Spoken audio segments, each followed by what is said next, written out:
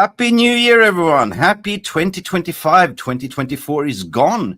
And we are now into the new year, 2025. And of course, the January transfer window is now open. Will Man United do business this transfer window? That is the big question mark that we're all asking today. We're going to have a massive transfer news. And basically, we're going to go into, will Manchester United do business? Let's do us a little bit of favor. Let's like and subscribe if you haven't. Smash that like button. We're going to look at the January window. Do we need to sell to buy? You know, the cost cutting, who is to blame? Is it Ineos? Is it, we're seeing some reports coming in now that Glazers and Ineos are blaming each other. Who will Man United sell and why? Who is coming in? Is Rashford leaving? Is Casimiro leaving? Is Dalot leaving? Lots of news to get into. We have a special guest also coming in here to join us today. That a special guest you haven't seen for quite a while. We're also going to talk about Dani Olmo to Manchester United. And the question is, will Man United do business? Listen, we're going to ask a very special guest, Sir Alex Ferguson. Will Man United do business? Let's ask him and see in 30 seconds. Nah, it's absolute bollocks, that. Absolute nonsense. Stretford Enders, we are, zigga-zagga, zigga-zagga, oi, oi, oi. Stretford Enders, we are, zigga-zagga, zigga-zagga, oi, oi, oi. Roy Keane of Holland. He could have been killed. That's the most dangerous thing I've seen at a football field for many, many years. Do your job.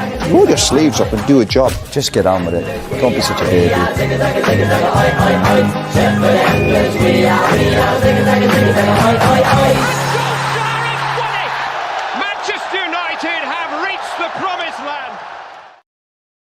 Merry Christmas, Happy New Year, Phil Standish. It's been a long, hot minute since we saw your beautiful face on this channel. How you been, my friend?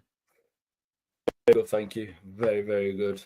Shame that United aren't doing so well, but I'm very good. I've missed everybody. I've missed everyone. I'm seeing some familiar names in the chat, and it's great just to see the names that people are still here and new names as well who I've not seen for obviously because I've not been here for so long. But thank you for sticking by me and letting me back in. No problem. Yeah, it's good. It's good. Happy New Year to yourself and everybody. Yeah, thank you. Speaking about new names, Phil, do you see Manchester United get any new names in January? And your honest opinion. I think we need to. I mean, obviously, that's probably an obvious statement sort of thing. I think we'll see one or two, whether it be loan signings or not. I don't know. Maybe a loan with obligation to buy or option to buy, those kind of things. I think with the board in place, we've got to act smart and get somebody in. You know, we saw what Chelsea did, and they got ripped to shreds for it, for putting people on like 8-year deals and stuff like that. But they found a way to manipulate the system to be able to get some players in. And I think, I'm not saying that we need to put people on 8-year deals and things like that, but I think we need to find a way to make the system work for us so that we stay above FFP. And if that involves selling players first, which is not as straightforward as it sounds, right? Then I think I do think we'll get somebody. Yeah, no. I'm gonna first and foremost, guys, welcome for tuning in. I'm going to also add Ruben Amorim's thoughts and feelings regarding the January window, but let's just bring a fact in. If we sort of back the tape a little bit, Manchester United has spent in estimating over 30 million in just backroom stuff this season. And that's what we're talking about, the FFP. Man United spent 21.4 million to replace Erik Ten Hag with Ruben Amorim. And Ten Hag's compensation was about 10.4 million. And that included getting rid of most of his backroom staff.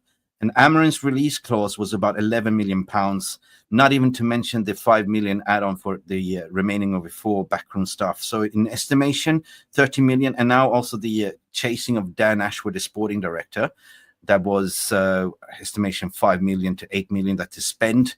So in estimation, 38 million pounds to 14 million pounds that could have gone to the January transfer window. And that is kind of the reason why you're kind of seeing the cost-cutting measurements, the drastic cost-cutting measurements, even like, taking the funds of the ex-players and Manchester United Foundation, Phil. I mean, does this make any sense? I mean, I said that Ineos kind of screwed up a little bit by doing so. And, having Ruben Amorim, bringing a guy that plays a total different style of football, what do you expect? Like, a guy that plays the 3-4-3 system, you're coming in here, you're taking 40 million out of this, and now you're seeing that this ain't working. We don't have the players that can play this style of football. Yeah, I think, I mean, obviously there's a couple of questions there. One on Amorim's style of football and the players that are in the club at the moment, and also the way that the management, the owners, if you like, are taking money to try to claw some back. I think if we look with that question first, it is brutal. It seems horrific, some of the things that they're saying and doing, some of the things that we're reading about and hearing about. And I'm not saying it's not. And I've read some comments about, past historic players of the club and saying 40,000 if it becomes a business, if it ever becomes a business, then it's lost its point of being a football club sort of thing. But I think, unfortunately, in today's society, everyone's saying that they want to keep up with City and Liverpool and Arsenal. I can't believe we're having this conversation, but it's true. They've spent their money. Arsenal went to the bottom. They rebuilt their stadium. Exactly. And they've had time to give themselves the chance to come back. Everyone's saying that they want United. Look at the stadium, it's leaking. But the minute you want to spend money on it, and where that money comes from, people complain about that. So you can never please everybody with everything. Sure. Sorry, go on, mate. No, I know. We know that the 18 years of the Glazers, they've been taking over 800 million out of the club, something that they should never done. If they only put their money back into the club, we would not be in the PSR, FFP, situation what we are in. But basically, what you're trying to say is that Ineos is trying to consolidate everything, try to make things work, so we can go and be profitable and go out and spend.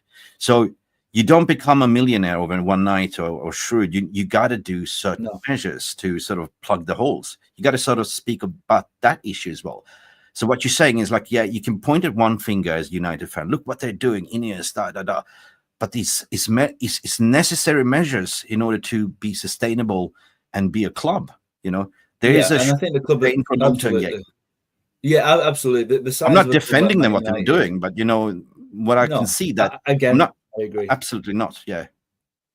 I think when you look at a club the size of Man United, the smallest little change will create the biggest headline, and that's what the papers love and crave. And they'll create their own version of it, and they'll find a way to twist it. And the fact that they've already started to do it, just with the simple headlines that are coming out. Who knows the truth? With the simple headlines that are coming out. The amount of fan base who suddenly in a week or two turned against Ineos, and it's just more uproar and people saying get Sir Jim out, get Ineos out, the Glaze. We know about get the Glazers out. Absolutely, that's been going on forever and a day. Yeah. But I think with Ineos, if they're coming, it's a bit like the Amorim situation. Some people are saying stick or twist. I think it's too soon to make any crazy judgments like that. Is Sir Jim saying this is stopped forever, or is this saying this is what we need to do right now to get us out of this situation because we don't know what there's only so much we can do? We're going to talk about that in the news. Yeah, in the news section, Phil. I got that cover as well, 100%. Okay, keep going, my friend. To answer your other question. Yeah, sorry, just to answer your other question on the team. I was thinking myself the other day, obviously from a much smaller perspective. I coach the under 12s, under 13s kids, and we're at this season where we've got a load of new kids who've joined us. We've gone to 11 aside, we've gone to a bigger pitch, and the basics of the kids. We're playing them in different positions. One game in the left wing, the next in the right wing, in the midfield, in defence. And you're supposed to be able to kind of adapt your game based on what you're doing. And this is just under 12 kids. So professionals who can't adapt the game does make me question the skill set. I'm not saying you exactly. It's very much different to grassroots football. But certainly to be able to, it's still the similar principles and foundations. So how good are you as a player if you can't adapt your game to a simple adjustment? And this is what Amorim said from the beginning. I think this is what we don't really like to point out Carragher in a positive light, but commentary review on how United's 3 and 5, the 2 wingers are not pushing forward. And probably a lot of people have seen that on Sky Sports, where they're not pushing forward when they're breaking, and you can see Martinez pointing at Dalot going, "You should have been up there by now," sort of thing, you know. Yeah. And likewise on the right for Naz, for Noose, sorry. But yeah, we're just not seeing it. So I think the players have got to hopefully this week is going to be telling. It's simple as that. He said he's not had any chance to train with his players.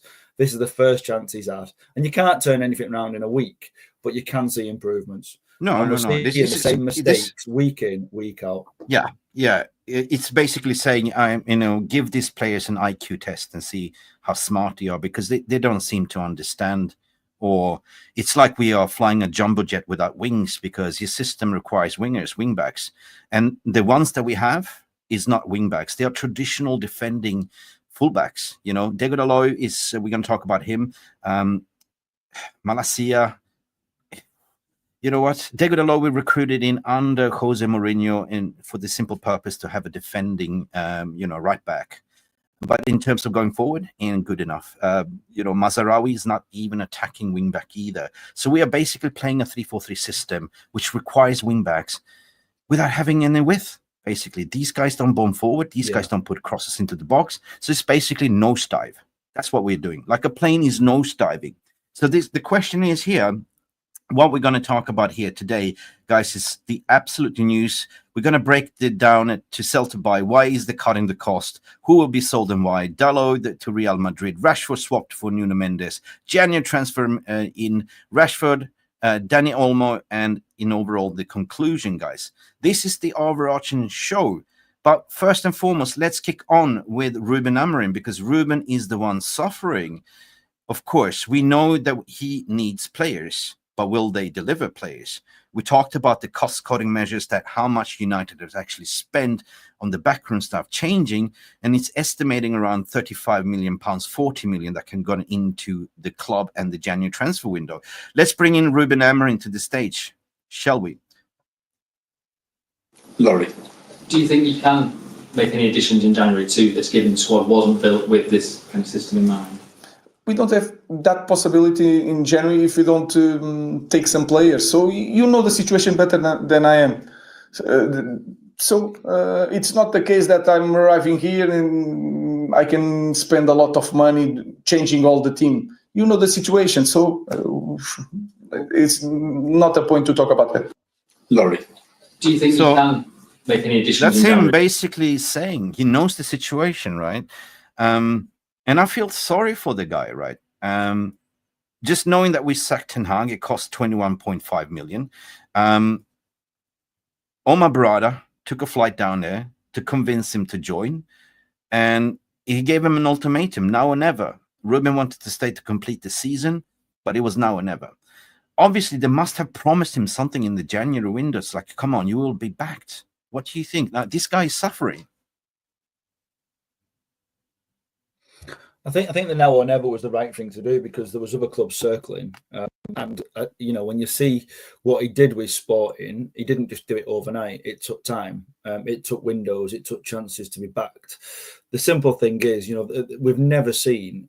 We've seen it at the beginning of seasons, but not this far into the season. United being spoken about in a relegation battle. Now, I actually don't believe it's down there just yet. I don't believe it's a relegation battle. I think it's people getting excited because we've lost a few in a row and we're not playing great. But actually, when you look at the game and analyse it bit by bit, you'll see that there are some really good styles of play producing. We are playing some good football, but we're just not finishing it off. But the problem we've got is we're just seeing these same crosses. The minute somebody puts a cross into our box, whether it's from a corner, a free kick, or from out wide, whatever it might be, it is literally just we're just on tenterhooks. We're freaking out. The fan base know that if a cross comes in, we're knackered. We need to fix that first and foremost. And I can't remember the last time that we scored ourselves from a set piece. I think set pieces are something we really, really need to work on. And I think as well as the style of play and getting from the back to the front, and whether you play it out from the goalkeeper or you play it around the box or you play it, your little triangles, whatever you do, the basics, the set pieces have got to be spent some time on, because we have been poor at those for years. We don't take quick throw-ins. The only time we did in a game a few weeks ago, I can't remember who it was against, we scored.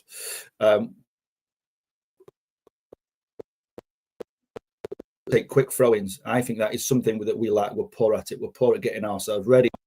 Opportunities. We don't take quick free kicks. We don't take good corners. We very rarely clear the front man. And when we have been doing the front man, we're getting it to the back. And we're just really poor at it. And I think they're the basics that we need. I don't know if you watched the game. I don't know if you watched the last game, but prior to kickoff, we were practicing corners, defending corners. And you know, this kind of tells you we don't have time to train on this. This is a massive issue problem, right? No.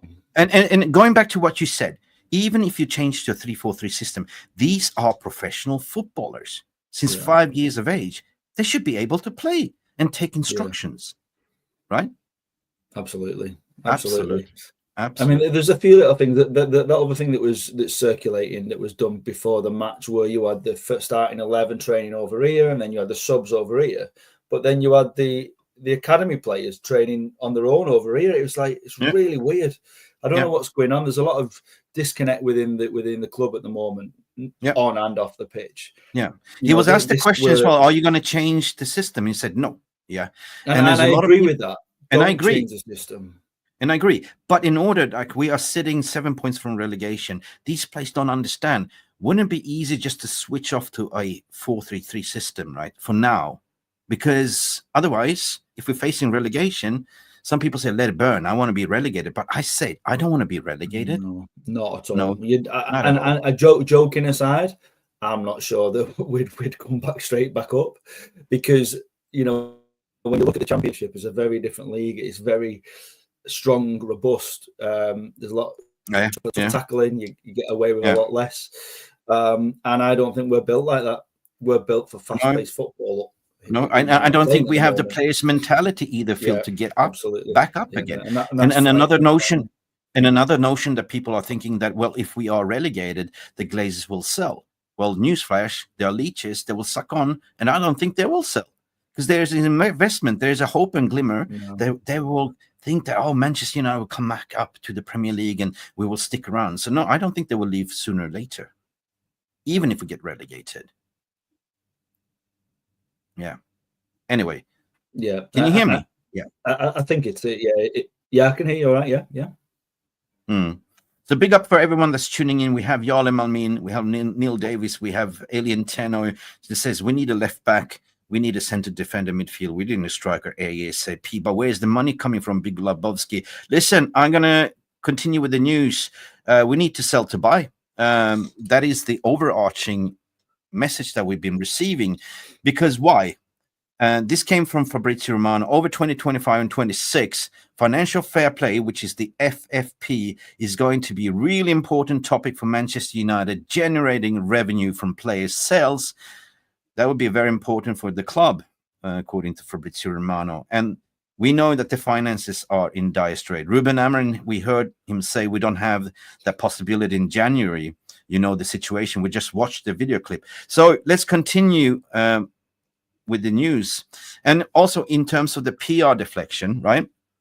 Everyone's been calling Scrooge, Ineos, here and that. But according to the United Red Reports, which is the best news aggregator you can get out there to summarize everything, basically they're saying when Ineos got control, they found things to be worse than originally thought. The financial cuts have already been planned before Ineos took over the 25%. Ineos do not have legal control of the budget. The Glazers are cutting the budget. So who is doing what? Obviously, those two aren't together. Those two are running the club. But do you believe this PR spin is actually Glazers behind doing the PR cut, or is actually Ineos himself that is in charge of the footballing operations? It's a fair question. I think at the moment everyone is saying Ineos out and Glazers out. What is the tail wagging the dog, or is the dog wagging the tail, sort of thing? We're not again, it's transparency. You're not going to know that.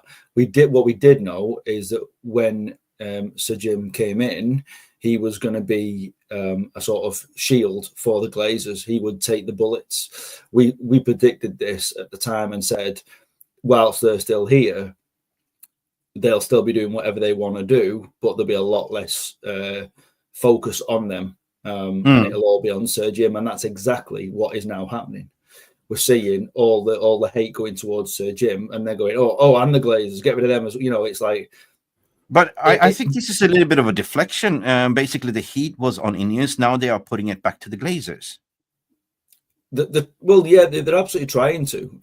But as I say, it's because of the fact of all the hate that's going on about the fact at the moment that Sir Jim's not going to. I don't think he's, although he has come out in interviews before, and he might do again, sort of thing. But I think at the end of the day, the Glazers are still in the club, and until they're gone, we've said this for years, things won't change. We are seeing slight changes, slight improvements, but obviously the ticket prices and things like that, and the charity cuts and things that's all in the media, it's all being pointed straight away at Sir Jim because none of this was happening when he wasn't in place. So now, but he can only say so much because at the end of the day, he's on the board, but. Where's the truth? Where does it lie? The truth is what I said before, that we are playing catch up here. We spent, I said that Ineos messed up they talked about the best in class people. They recruited in Dan Ashford. They should have sacked Ten Hag earlier. They spent 21.4 million. It's their facts on Ten Hag and replacing his backroom staff. They spent over 11 million to get a new manager. They chased Dan Ashford. They played over 8 million for Newcastle to release his garden leave. And that is the money that could have gone into the transfer window. Ever since the sacking of Dan Ashford, they haven't even replaced him. So basically, they allocated his job to Christopher Vavell and the what's his name? Jason Wilcox, and Omar Barada is doing his job. So that is cost cutting. They're not going to appoint a sporting director, right? So they're playing catch up here. Money that could have gone into the January window. This took a heavy toll on the PSR in such a manner of way that we now have to go to Malaysia to collect a £10 million to do a charity match over there. After the Premier League season. So this is how bad the finance. I don't believe a word in this. So this is deflection, in my opinion. The facts are there, the financial facts, right? They spent over almost 40 million on backroom staff and messing up, bobbing around. Yeah.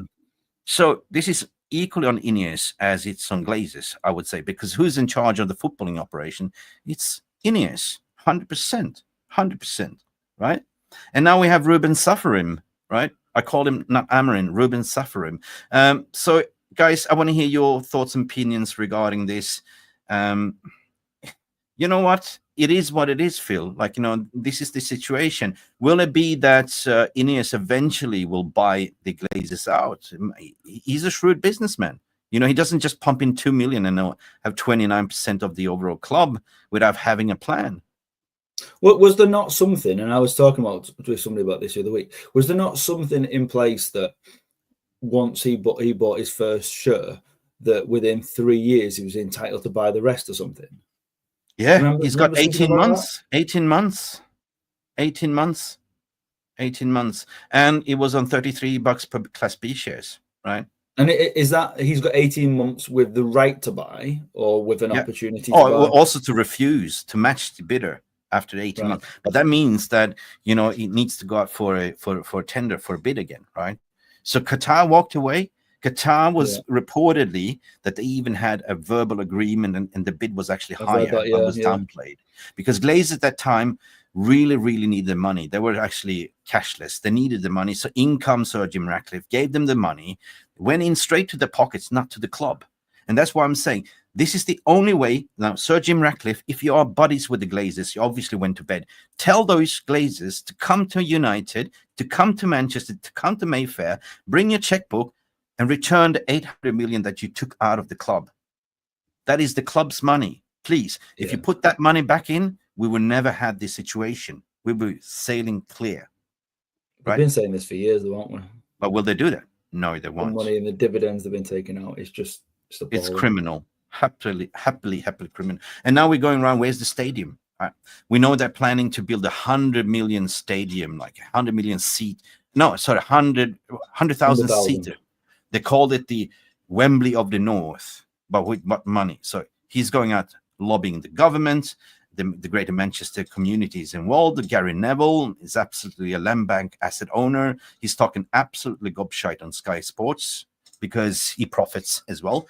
And then you've seen that they are fishing around with Jeff Bezos, Amazon, to put in money to sponsor it, and even Elon Musk, right? And this is the way you could do it, right? Have a sponsor that stadium build, with the naming rights.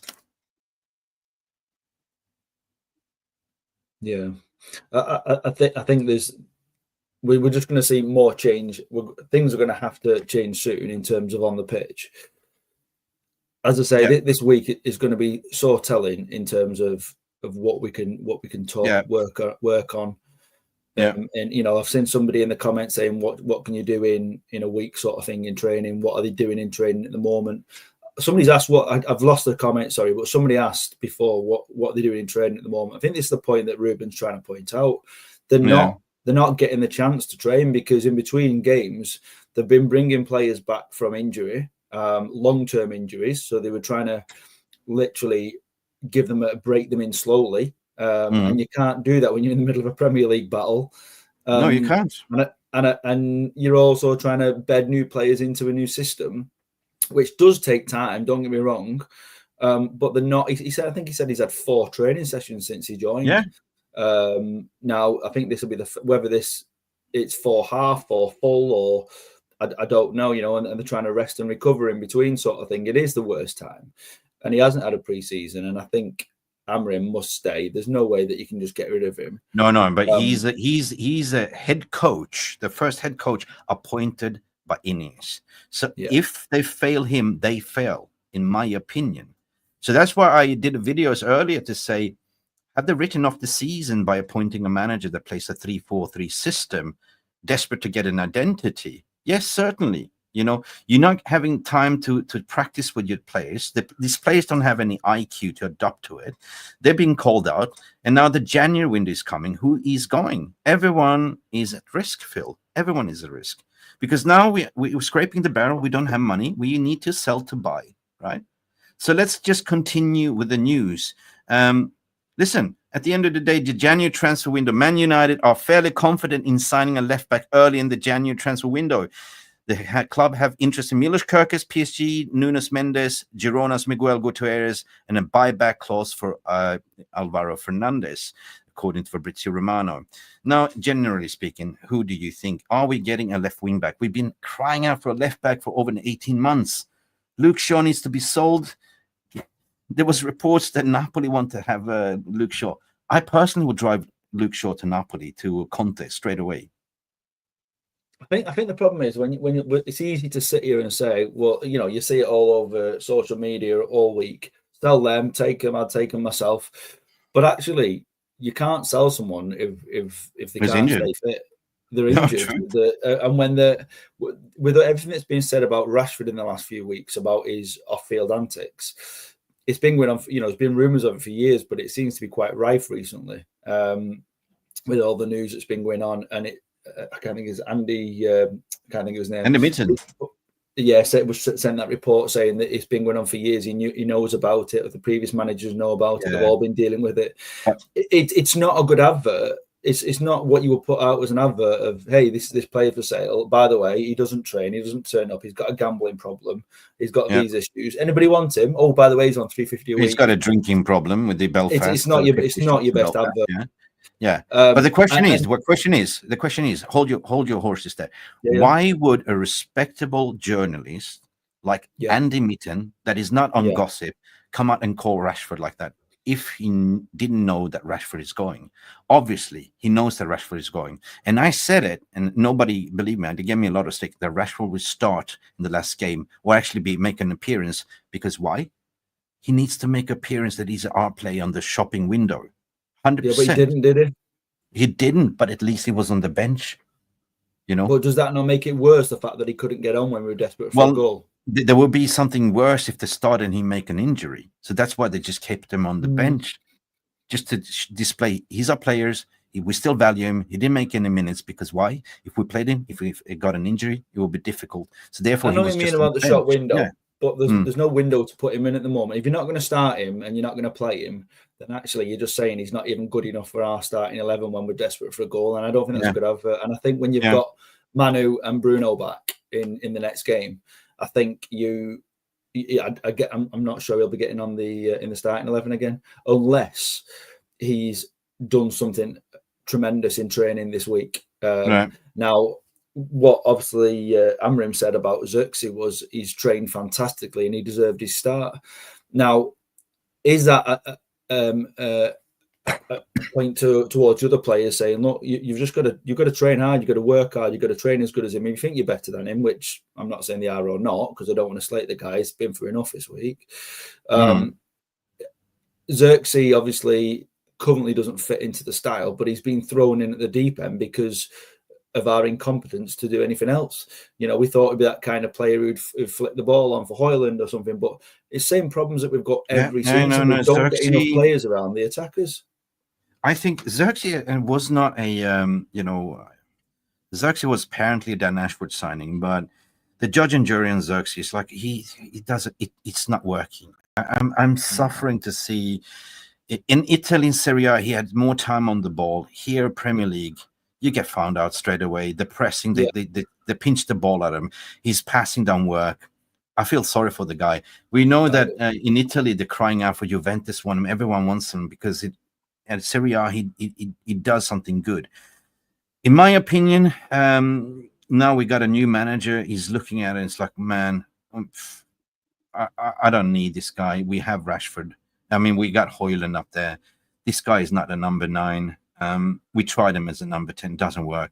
Would you just take the offer from Italy just to say, sorry, son, it didn't work out. We gave you 6 months. We got a new manager. Cut your costs and get a better striker in.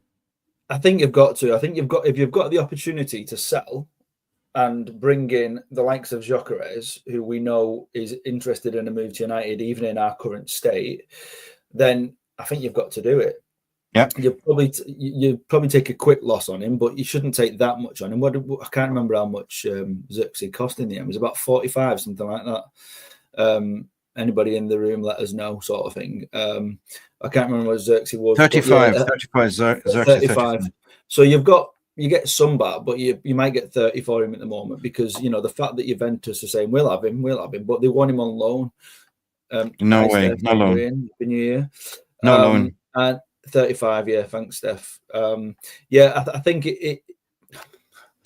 I think if you can let players go, I've read about Dalot going to Madrid and stuff like that. I mean, what you've got to remember is we spoke before about players playing out of position, but Dalot is at the beginning of the season and a good part of last season was a fan's favourite of he's doing all the work, he's putting the crosses in, he's getting down.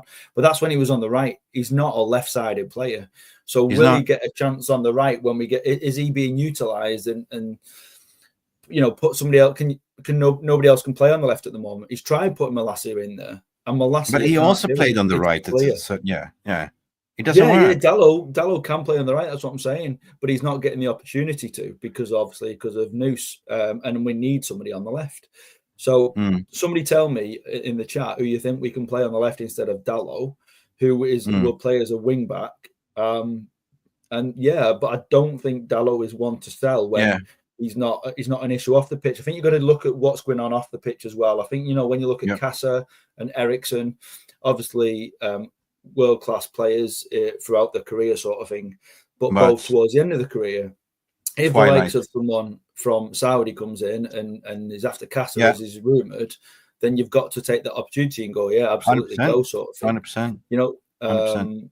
Letting Amrabat and McTominay go at the same time, in my opinion, was a mistake because whilst they brought something, they had a little bit of youth and energy about them, which could allow them to still play in the Premier League. But at least Scott McTominay is doing well. Scott McTominay is doing well in Serie A. He's got more time on the ball, 100%. Yeah. Paul S is saying we were supposed to get a seasonal striker who Højlund could learn from, and that striker was Harry Kane. I've been Yeah. saying that because Højlund is suffering because he's young player. He's never meant to be the top striker, to lead the line.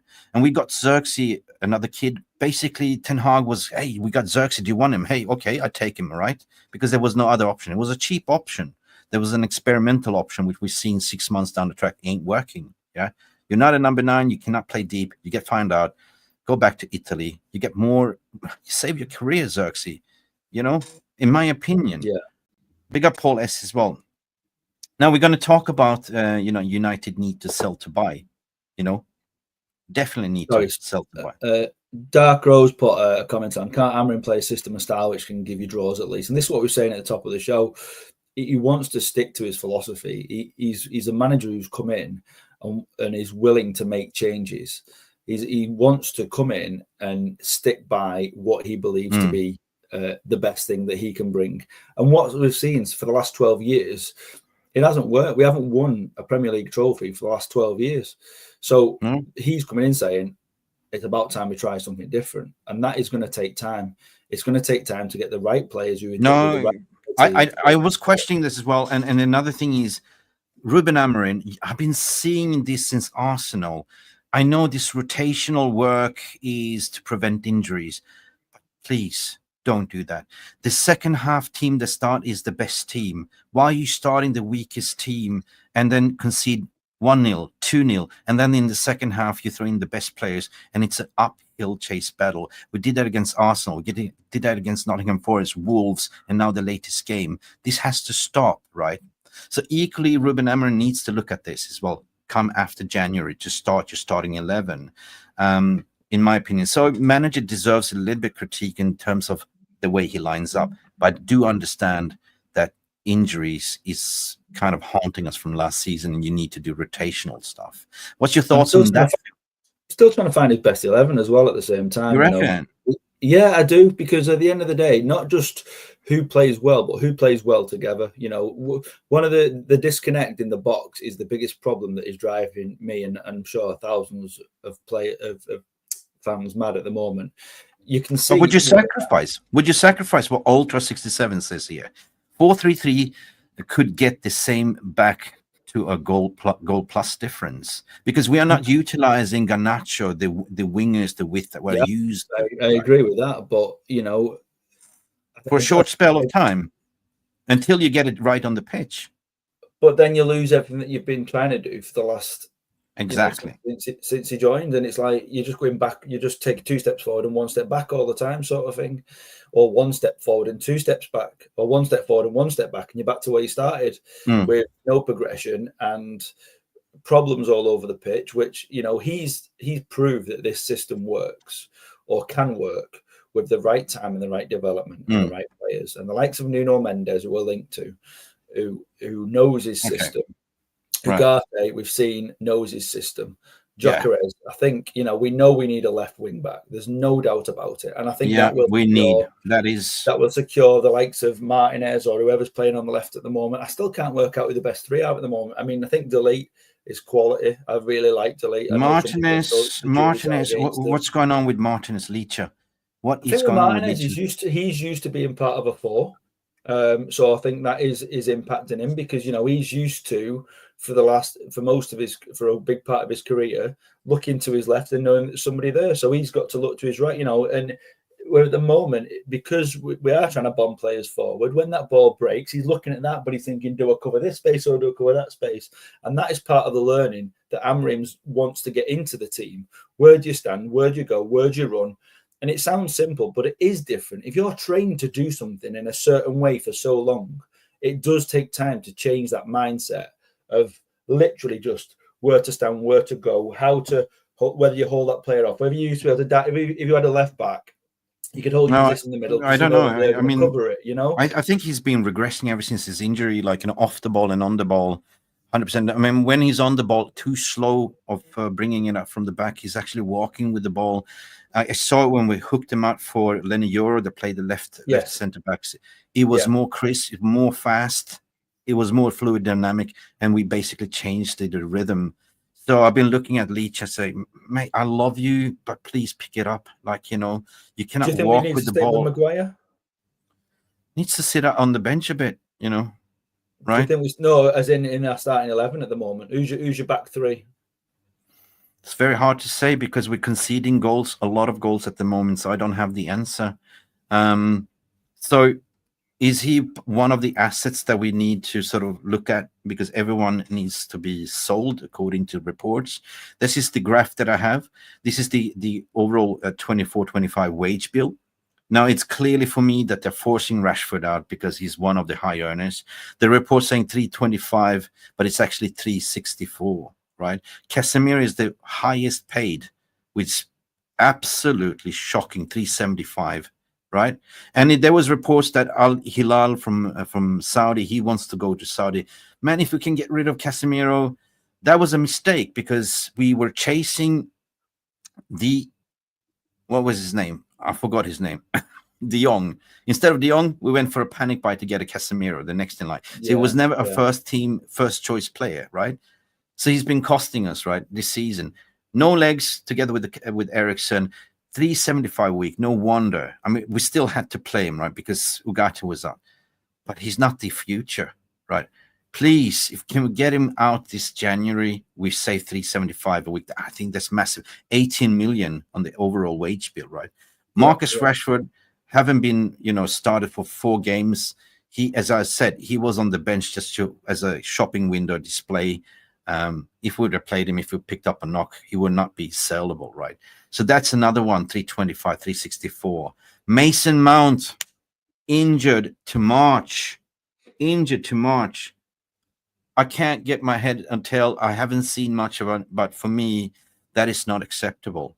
Not acceptable. You can't sell a player like that, though. You can't sell a player like that, right? He wasn't on form before he got injured, so it's not like someone goes, as soon as he comes back, he's going to be great. You could see he was getting. You could see he had moments. He's always had moments in a United shirt since he's come back, but he has been really unlucky with injuries. But that is out to March, and you know what? When he's fit, he's so good on the ball and off the ball, and he's pressing. But please stay fit. I don't know. You can't sell him. Anthony Dos Santos, I think he's got a career as a right wing back. At least he tries. At least he fights in training. He gets picked. I don't see him getting sold or loan in January. We need him, and I think that start him as a right wing back. That he's potent. He's good at defending. He's good at going forward. Hasn't his agent come out this week or something and said that he is willing to be loaned out now for the first time? Well, are we going to have a weekend squad? Like, we can't sell everyone. Like, we need somebody at least, right? But it depends on what terms the loaned out. The loaned out with the club who loans him doesn't pay a fee to loan him, but actually just pays his full wage or something. Then actually you've got all that wage that you can offer to somebody else in a loan deal. Okay. So I'm just going to go on the highest wage bill earners and figure out who is out for sale. Anthony is at risk. Matthias de Ligt is a new signing. Harry Maguire is doing well. Apparently he's out of contract in summer. He can walk for free. Will they extend it, or will they let him go? Right? Cut your losses. Luke Shaw, another one, out. Please. I can't handle this anymore. To play for United, you need to be fit. And Luke Shaw, I know he had a horrible leg break injury, but he can't stay fit. That's it, right? And what he did in the summer to get fit for the England national team, and now actually pays your wages. Nah.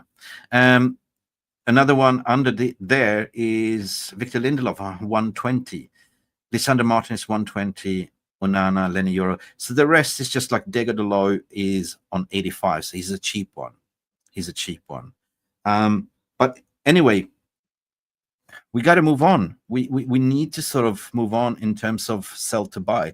And who are we looking at? Well, Dalot is now one of the assets, right? I know he's on only like 85,000 a week, right? But reports are saying the Man United are willing to let him go. Real Madrid is sniffing around the corner.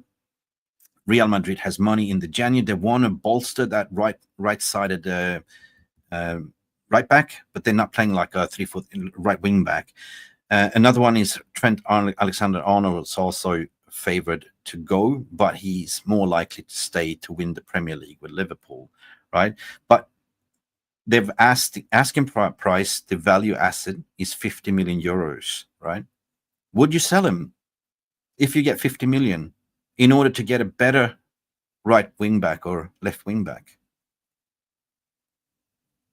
This is what I was saying before about Dalot. I think it is a question for me because I think he can be a good player. He does put in a shift, and when he's played in his correct position on the right, he is a very good. He has been a very good player for us. On the right, yeah, exactly. That's it. On the right, not on the left. He's doing okay on the left, but he's not doing great on the left. And we know the amount of times he gives the ball away, or he's caught out of position, or he makes a mistake. He wrong, not a great pass or whatever. It's not great for him. If you get 50 million for someone like that, I think it's one of those sort of drastic times where you've got to take drastic measures, and it might be that you have to take it. But I mean, we're looking at assets that we need to sell. I mean, at the moment we're looking at starters, though. You're talking about starting 11. He's been in, I think, nearly every starting squad, starting team for the last year and a half or whatever sort of thing. He's very rarely missed a game. So why do you let someone like that go? Let him. Let me tell you why. Let me tell you why. PSG wants 55 million for Nuno Mendes. Right? If you can generate 50 million sale of Dalot, you get a left wing back, what you absolutely need, right? So somebody's going to be. Do you not want Rashford? Yeah, we'll get into that as well. But if you also look at Tyrone Malacia, which is on 75k a week, which is 10k less, I will also cash in on that one. Right? I'm sorry. He was looking like a great player when we got him. He was like, wow, what a player he is! What a steal! Cost us something like 12 or 15 million. Like what a steal he is. But but that was under Ten Hag. Again. Yeah. And since his injury, he's just not come back the same player. Yeah. But now we need wing backs, not traditional left backs and right backs. So, listen, I'm going to continue more like basically regarding Real Madrid and Trent and Dalot. There's a connection line. Despite Liverpool rejected any approach for January move, Real Madrid remained fully focused on Trent Alexander-Arnold deal for July as a free agent, as Real Madrid does. But they definitely need a reinforcement in January. Real Madrid are monitoring the Trent Alexander-Arnold contract situation at Liverpool. Current deal expires June 2025, but there are talks to get him on the free. At the same time, Real Madrid is very, very much interested in January move for Dalot. So this could be Real Madrid being very smart to say, we get Dalot in, we pay a little bit money, we got money to burn, and in the summer, we get Trent for free. Yeah.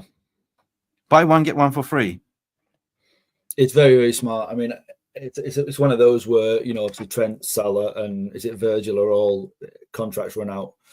I think at the end of the day, I think the fact that Trent has been part of Liverpool for so long, it's one of those where they say, well, if you just sign this contract, you can go if they offer you this much and stuff like that. Whether he will or not, I do not know. We have a super chat from Paul S from USA. Big up Paul, coming in to say, hypothetically, if relegated, the Adidas deal is compromised. As well, the TV revenues and commercial opportunities, Ineos need to realize they must invest in players in this January or risk calamity.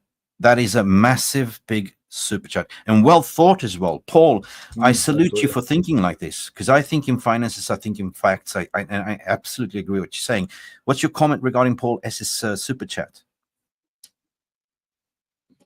I think he's absolutely spot on. It's a good point that, we're talking about money all the time, but it's one of those that if you get rid of your players and say, well, we'll see how. I know there's all this talk of relegation battle, and maybe it's just because of the history of the club or not, but I just can't see that we would actually be relegated. Are we amongst the worst three teams in the league to the end of the season? No, I don't think we are. I think we're in this. Amorim spoke about a shock, and I don't think the shock is the shock. Yeah, I don't think the shock is go down to the Championship and see if we can come back up. I don't think that's the shock he's referring to. He's talking about the shock of losing the games that we are in the way that we're losing them. The fact that we are being spoken about in a relegation battle, the storm's coming. Everything he said so far, he's spot on. He's seen it. He's not denying it. He was like a Nostradamus. He was like a Nostradamus sitting with a crystal ball, looking at it. and that's why I call him Ruben Sufferims, right? Because I feel his pain, I feel his suffering is genuine on the touchline, the genuine on the interviews. He knows what he's getting into, right? It's like, we are not there yet. There's small details we're going to work on, and we haven't had much training. And but what should you do? We're playing Arsenal in the FA Cup. Should we just drop off the FA Cup and just focus to go all in the Europa League? Actually, the only path is to win Europa League to get into Champions League, right? Because you're right what Paul is saying. The Adidas contract deal is all about Champions League. If we don't get into the Champions League, loss of revenues. If we are relegated, loss of TV revenues. There's a lot of stake here, right? We're seeing it already. There's a lot less, I mean, recently over December, I've been waiting to try and watch the United game. I pay for all the channels legally, and I still can't watch them. So we're seeing less and less televised games of United because they're not interesting to watch at the moment, and that is something that the club are having to face. But it is a great shout out, a great super chat, absolutely spot on, and hits a point that's not too much out there in social media at this moment. I'm going to start a poll, by the way, guys. So thank you. I will start a poll. Will you sell Dalot to generate revenues? I want to hear from you, since you are the ones tuning in. And while you're doing that, there is 65 likes. Can we get minimum 100 likes on this free content? So please go ahead. While I'm typing, any further thoughts regarding you, Phil? Will you sell Dalot and be the devil's advocate in order to generate funds? I think it just depends. Somebody put in the chat, and I missed it again, sorry. Somebody put a comment about why are we selling the players that are fit when we've got all the injured ones who can't. Well, I think at the end of the day, it's hard to sell an injured player who wants to buy them. I think the sort of player that you need to probably sell to get your funds in is Rashford, and come to an agreement on wage structure or however it works, whether he gets paid a fee in the first place. This is what I was saying before about making a swap for him, for Mendes. I mean, absolutely right. There's a lot being said in the chat about Alvaro Fernandez coming back for 16 million. Yeah. But, and then there was the talk of Harry Amas at the beginning of the season, going for loan. We're not talking about left back now. We're talking about left wing back. And that's the difference. Can these players do this? We know Nuno Mendes can. And we know that PSG wanted Rashford. If that is the perfect swap, and it's easy to draw a news story from it, but that is the perfect swap. A player goes who not to another Premier League team who's got something to prove and stuff like that, but a different league. But I think letting Dalot go, it's just not for me. I just think he's too much of a team player at this moment. But I'm looking at from that perspective that we need to sell to buy. We look at assets that. He's on 85k a week, easy, right? It's a sellable asset. We need a left wing back. We don't have. We can be covered. We can be covered. No. Listen, we can be covered on the right, no problems, because Anthony can play there, Ahmad can play there, and Mazraoui can play there. So we'd be good there. But on the left, we don't have, right? Luke Shaw injured. Malacia cannot play there. It's a gaping hole. For me, it's a no-brainer. Abdullah Irvan saying new Real Madrid are plotting a 50 million bid in January for Diego Dalot to fit the right back position. That's what we just covered.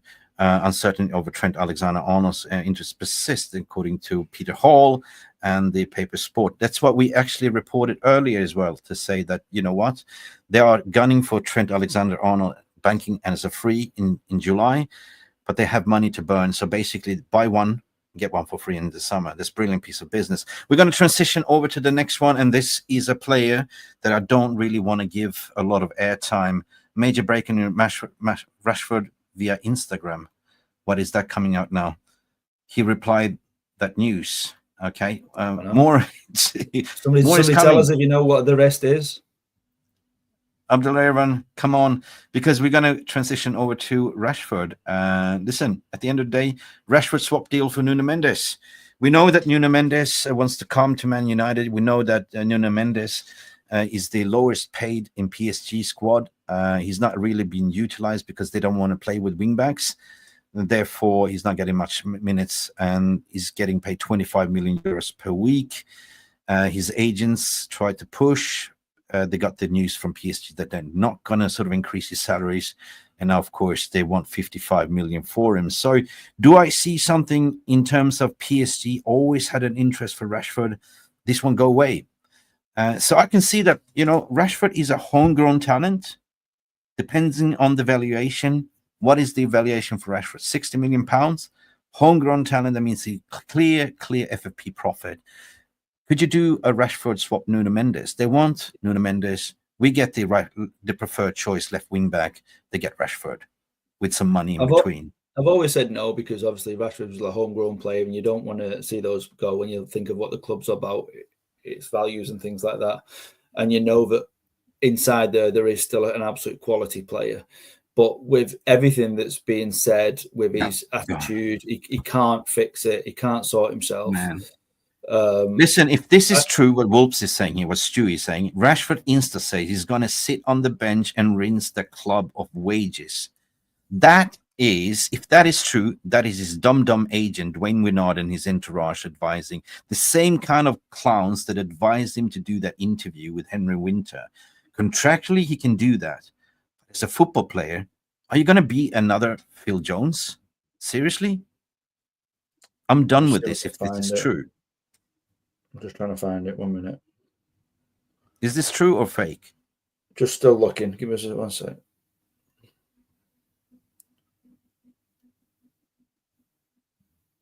Jesus Christ. So he's put... He hasn't said it word for word, according to Stu. Right. So basically what he said is, been a lot of fake stories written over the past few weeks, but guys, this is getting ridiculous. I've never met with any agency and don't have any plans to. That's what he says. That's word for word on his post.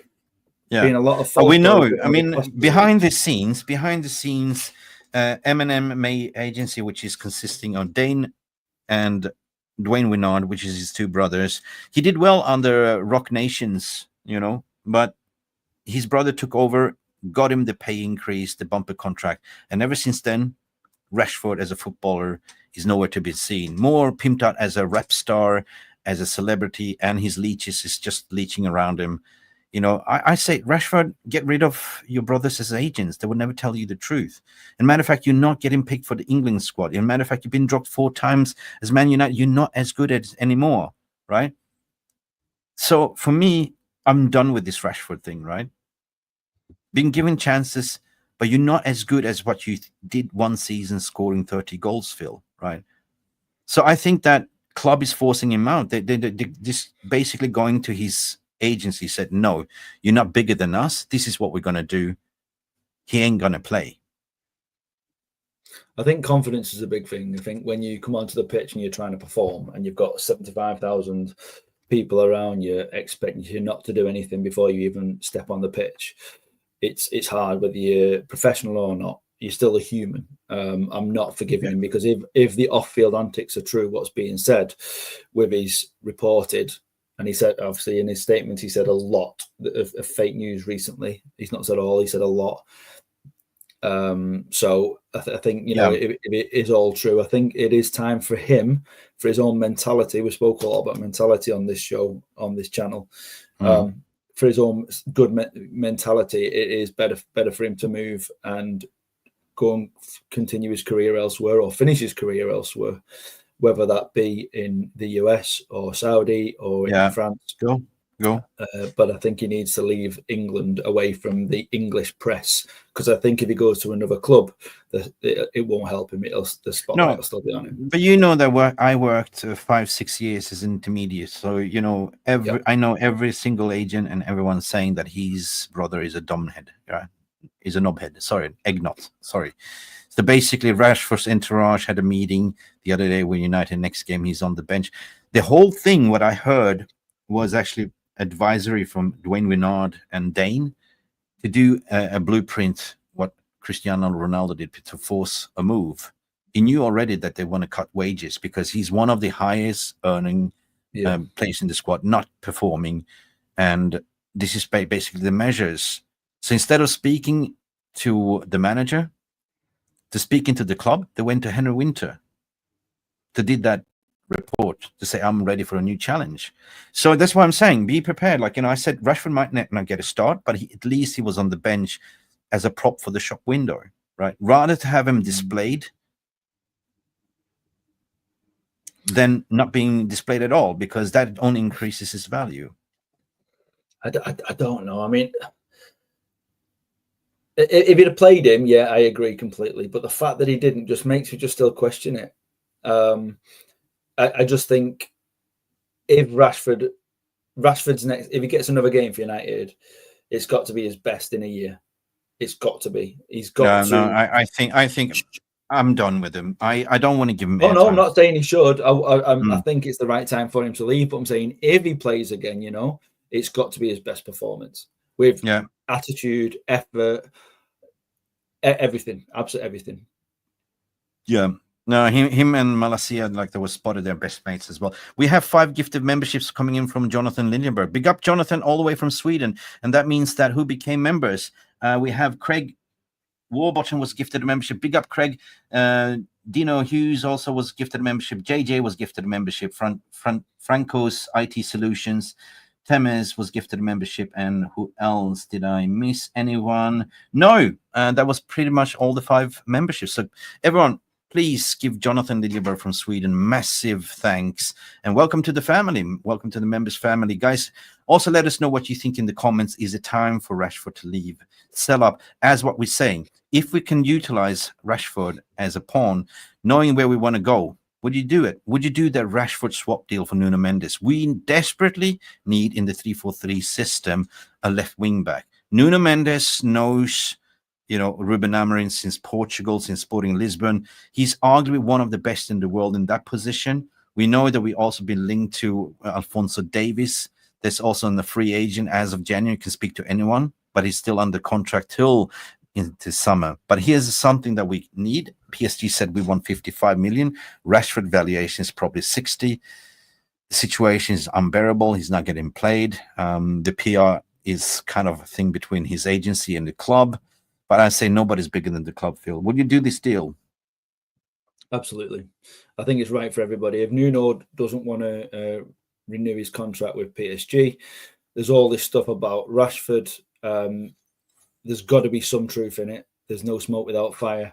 There's a lot of smoke right now. And I think it's a perfect opportunity for Rashford to get out there, join a club like PSG, a very, very well known club, a well-respected club where they've had some quality players, Mbappe and Neymar, etc. Yeah, and they used to deal with this toxic Mbappe situation. Absolutely.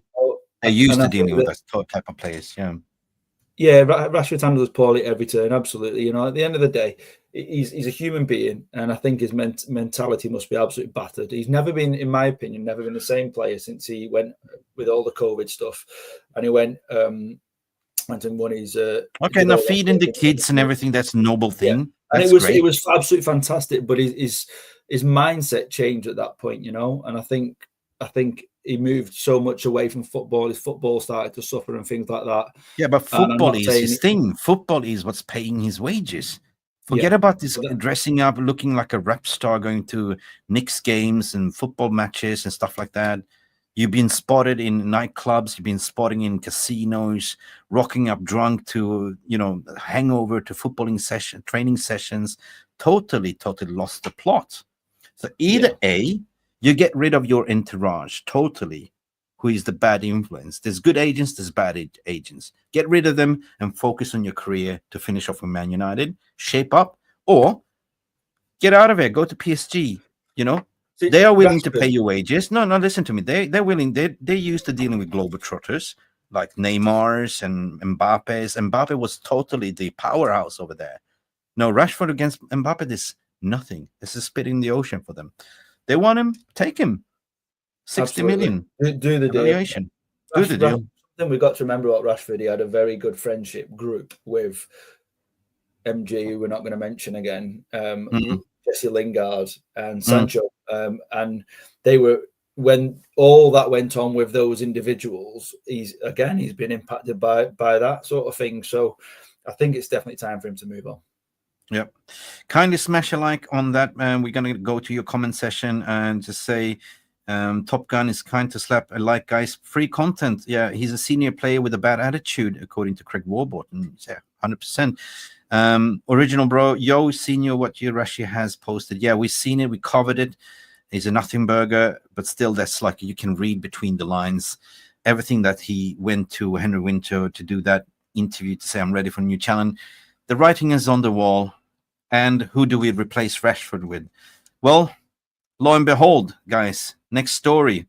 Dani Olmo officially a free agent, right? Is a deal that we could be made. There was a story that, Barcelona has failed to register Dani Olmo, and now in his contract, he's a free agent. He can leave on a free, but it's also to say he wants to stay. There is a solution for this. He can still remain a Barcelona asset. Man United can loan him for the remaining of the season with an option to buy. It doesn't really have to leave, right? But if he leaves on a free, oh my daisy. Let's go over the tweets latest, but we've been pasted in here. Fabrizio Romano saying Dani Olmo agent Barra. The decision made by Dani Olmo is to stay at Barcelona. He wants to play for Barca, tells me. And he tells me, give me sports. That was the first initial tweet. We're not considering any other option. But then Transfer News Live came in just recently. If Dani Olmo chooses to become a free agent, Barcelona will still be obligated to pay his entire salary in 2030, along with the 48 million to RB Leipzig. It's a very sticky situation. That's why I'm saying they might as well just keep him, loan him out with an obligation to buy at the end of the day. And Fabrizio Romano saying now also official, La Liga rejects Barcelona appeal to register Dani Olmo and the attacker Pau Victor. Barcelona has not presented any alternative that would allow the registration in accordance with La Liga economic control regulations to register any player from next January 2nd. This is massive news. Massive news. It's massive, but I've read this morning that he's heavily linked to Arsenal now. Arsenal is not sniffing. We know we're after a striker. Arsenal is definitely sniffing. Isaac from Newcastle, weren't they? But I think you get Dani Olmo on a free. It's just a no-brainer. But I just it's for a free. As much as he would fill an issue at United, we've got to be all over it. But my question is, if you're Dani Olmo, you're looking at Manchester United right now, sitting 14th in the league, 7 points from relegation, 11 points from top 4, no Champions League this year. Arsenal knocking on door. Arsenal in Champions League. Who would you pick, Phil, and why? This is exactly what I've been saying as well. There's two sides to this. There's one way you can say I want to go to a club like Arsenal that I can fit in, but the problem is that they've apart from Saka, they've got players scoring for fun. Not quite as much fun as Liverpool, but they have got players scoring for fun. So does he go to somewhere where players aren't scoring and they're desperate for someone like United who can be a difference, or is he just going to go, to the likes of Arsenal and someone like that? Where I think, if I'm honest, from a player's perspective, I think he's probably more likely to go to Arsenal rather than face a challenge. If it's a loan, then it might not be a bad thing to go to United for the end of the season and see if Barca can sort out the figures in the meantime. No, but if you're like hard to stay with Barcelona, the I see this potentially I see this as a loan, right? We need to offload Rashford. We need to fill that position. Who is the best fit? Dani Olmo. The question is, would Dani Olmo like to come to United? Apparently his agent has already spoken to United, so they're already lined up. Barcelona, they're in financial trouble, man. Even if he goes for free, they need to pay up all these wages plus the 45 million to RB Leipzig in transfer fee. This is a conundrum. It's a mess. Does that mean, just to clarify, forgive me for being stupid, does that mean that even if another club buy him, Barca's still got to pay his wages? Well, surely or is it until he's sold? No, but basically, they can't pay his wages. Another club own him. That but no, as they failed, part of his contract, if they fail to register him, he can walk away from free, right? Yeah, he is a free agent, no matter what. If United buys him, no, they get him for free. They don't own anyone. They don't have to pay money. But Barcelona is in debt still. They still have to pay that money, the transfer fee money, to RB Leipzig. Yeah, you get but my they wouldn't point. pay Olmo's wages, would they? That's what I'm saying. They only pay him his wages while he's not got a club he's registered to. Yeah, but in that case, if they can't register, they still want to sort of save the face. They will loan him out to United. Yeah. But that means if Olmo wants to do that, because contractually speaking, as of now, he's a free agent. He can walk away. Right? Yeah. If they have to do that, because if you're not playing, you're not going to get paid your wages because you've been done now, because of the FFP restrictions. You can't, if you can't be registered, you can't get paid. Simple as that. Yeah. So it's a catch-22 situation. Or isn't it? You feel like City and Arsenal and possibly even Spurs, Chelsea, all of those teams will absolutely be sniffing. And we're only talking about the Premier League here, don't forget. He will have offers from all around the world. And I really can't see us being able to offer him the best offer on the table that is attractive. Yeah. And if we do get him, we have done something special. Simple as that. We could pull a rabbit out of the hat here. We did it with Lenny Euro. We did it. Exactly. Yeah. So nobody really knows. This is the question, valid fan questions we have to ask.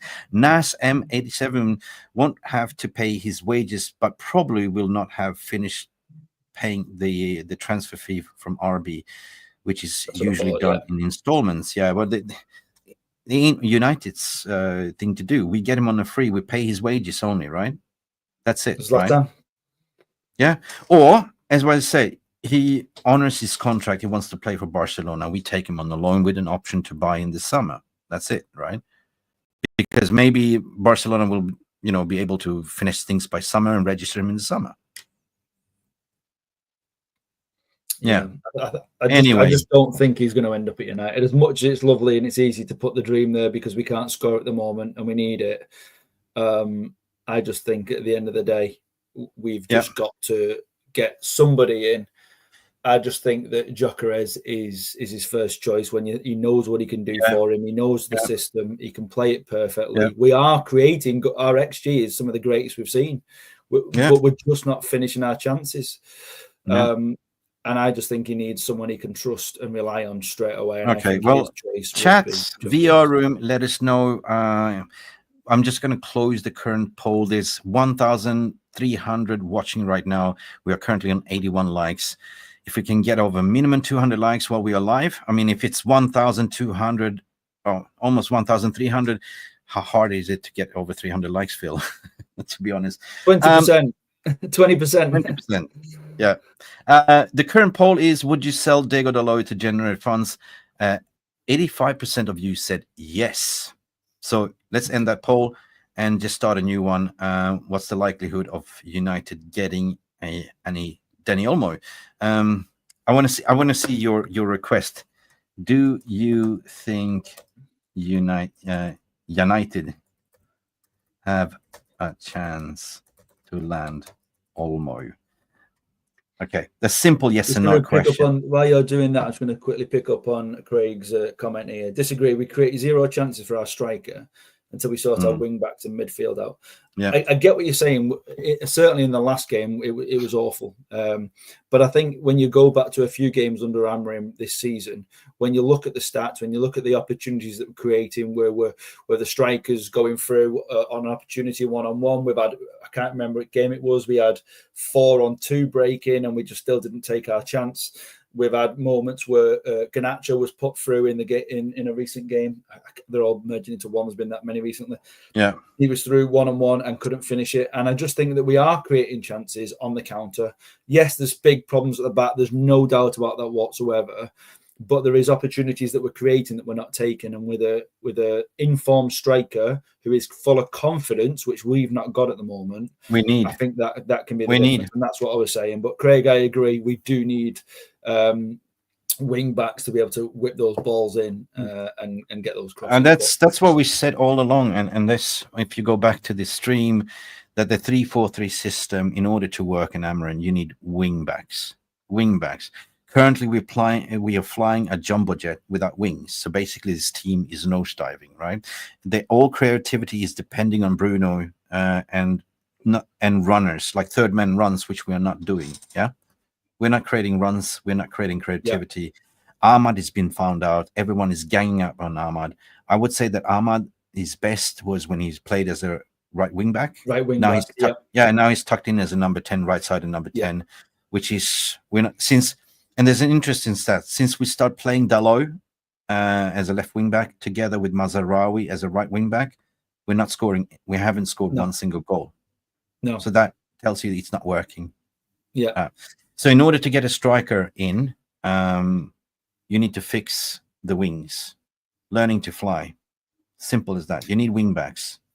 Going back to our question before, then, can Mazraoui play as a right centre back? Yes. With Yoro and on the left as your three. So that's your back three, and then put Dalot in at the right, and then get a left wing back of, for example, Nuno Mendes. Yeah, Dalot needs to be sold in order to generate money. If Real Madrid comes in with 50, you still be sorted, right? You still be sorted. You would not miss them. You would not miss him then, because hey, you have the Swiss Army knife, which is Mazraoui. They can play right centre back. He can play right wing back as well. You have Ahmad that can play right wing back. You also have Anthony Dos Santos that can play right wing back. So we are good in that area. The ones that's missing is left wing back. Now, arguably, if a perfect window would be to get a left wing back and a right wing back specialists. But at the moment, we don't have money. So in order to do that, to get Nuno Mendes in or Alvaro Fernandez for 15, 16, which is a deal that I would make, 100% a buyback, you need to sacrifice. You need to sacrifice. So, guys, I know I see Thomas Ferdinand to say Gurkan, which is the cucumber. That means Gurkaris from Sweden. It says all the way. You know, I know that I personally would say, okay, if we need a striker, if we, for some miraculous reason, get rid of Xerxes, then I would just promote, youth. I would just promote Chido Obi Martin. He's killing it at the moment. Just promote him, right? What do you have to lose? Honestly. We have Abdullah Irvan saying Manchester United will step out the bid to land Swedish striker Victor Gyökeres in this month's transfer window.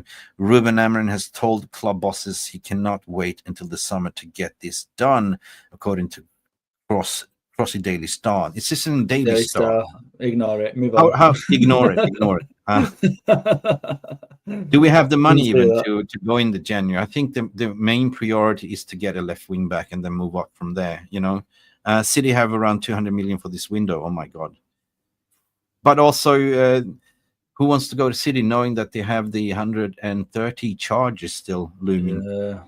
That's another one, right? That's another one. What else? Gyökeres, we spoke about that. Midfield, in terms of going to the midfield, it's going to be interesting to see if Nijpen will come or not. He's another cheap one for 6 million. There were some reports that the deal is done. We will see, right? An exciting midfielder. But in order to, here's the dilemma with Ruben suffering, right? You need to ship off Eriksen and Casimiro because they are blocking the academy players to even have a chance to come in there, right?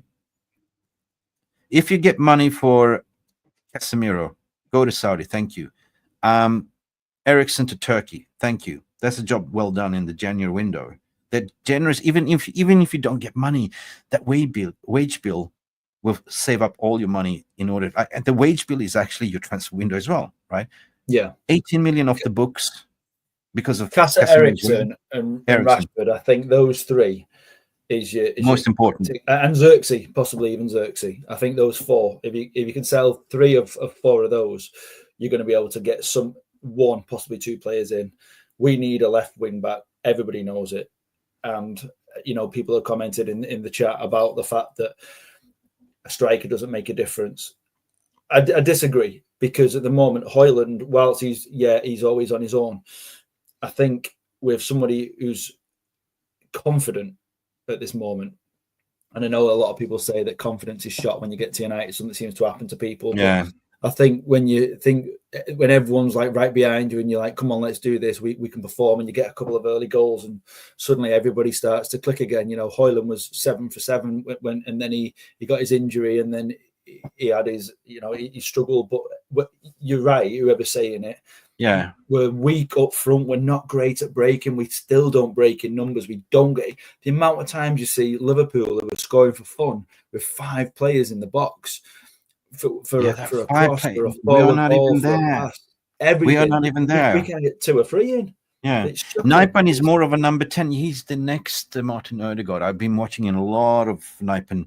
Listen, that is a creativity force that we need, right? Bruno cannot do it on his own. You need another number 10 that can create, right? You can have Ugarte sitting there as a single pivot. You can have Nijpen really more advanced to the left, Bruno to the right, and that's your creativity solved. You add on creative wing backs, problem solved, meaning that Højlund don't get service at the moment because we are not putting balls in. We don't do the third runs. We don't do.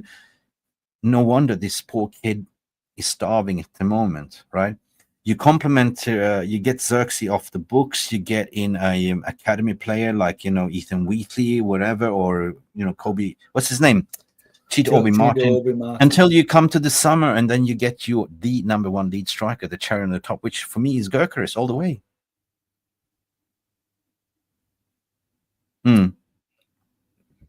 So I'm just reading through some of the comments now. Yeah, go ahead. Eriksen, guys, let us know your comments. Put in your questions here before we summarize the whole thing. I'm just going to Phil. I'm just going to go question to you. Sorry, do you how much of an impact do you think the defense has from its organization structure from the goalkeeper?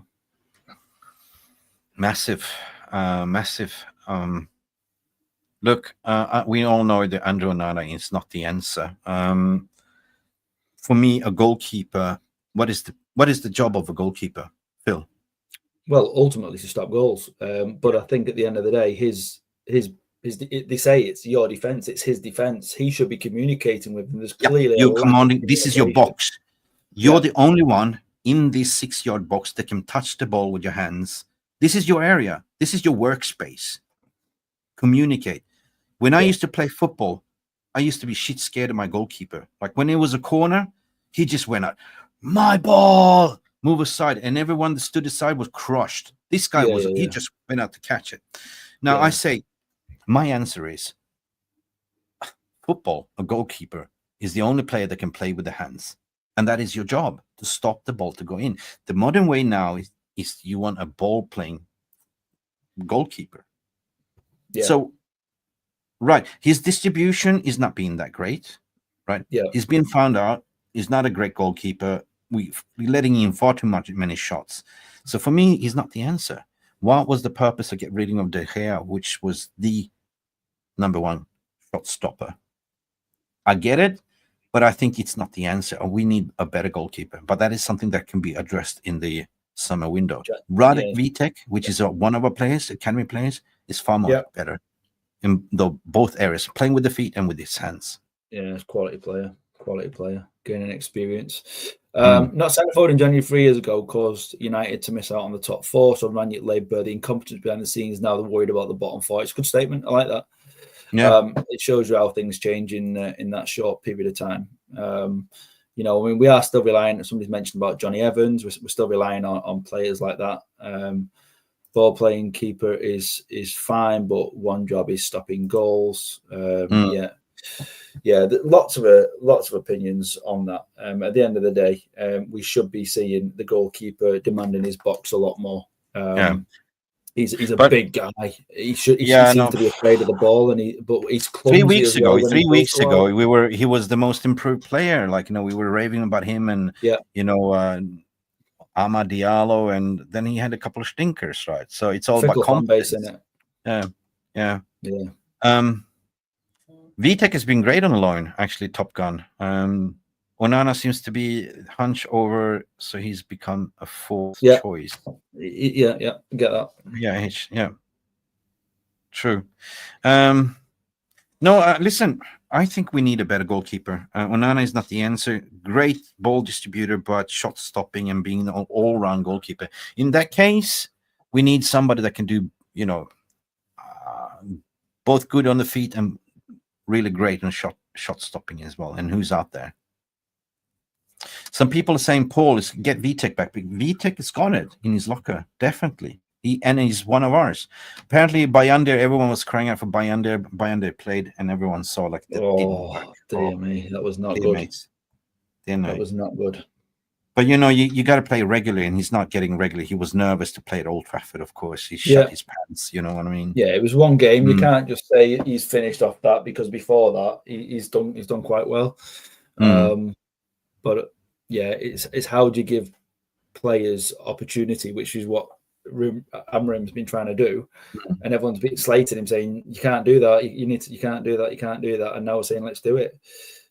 Yeah, absolutely. But what Naz is saying, absolutely correct. But what Sir Alex did, he took De Gea out the firing line. He moved him off the pitch for 3 or 4 games.